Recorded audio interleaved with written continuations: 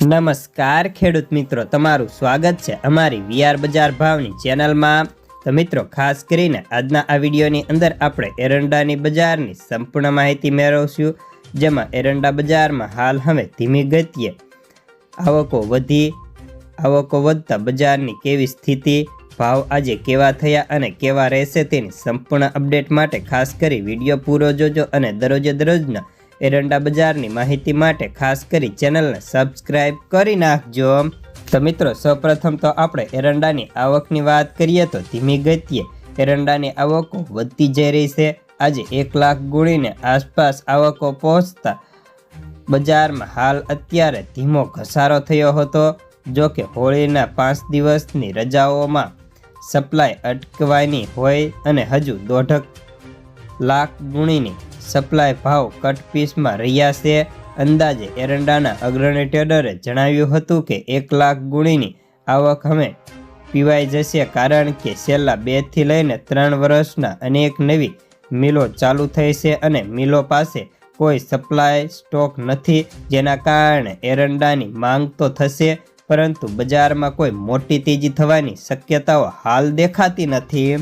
આમ તો હોળી પછી આવકમાં કોઈ મોટો વધારો થશે તો જ ભાવ 1200ની નજીક પહોંચશે, નહીંતર વાયદા હાલ પીઠાની ભાવ હોવાના કારણે આકર્ષક બદલા થઈ રહ્યા હતા। એરંડાની આવક વધીને 1.5 લાખ ગુણીથી વધે તો જ સપ્લાય દેખાશે, અન્યથા રોજના એરંડા પીવાઈ જાય તેવી સંભાવનાઓ હાલ દેખાય છે। જોકે એરંડાની આવક એક ધારી પણ ધીમી ગતિએ વધીને 1 લાખ ગુણીની નજીક પહોંચી હતી। જ્યારે આજની વાત કરીએ તો આજે ગુજરાતની અંદર 90 થી લઈને 91,000 ગુણીની આવક થઈ હતી। જેના ભાવની વાત કરીએ તો હાલ આજે ભાવ તેમાં તેની ક્વોલિટી મુજબ એવરેજ 1245 થી લઈને 1280 રૂપિયા હતા।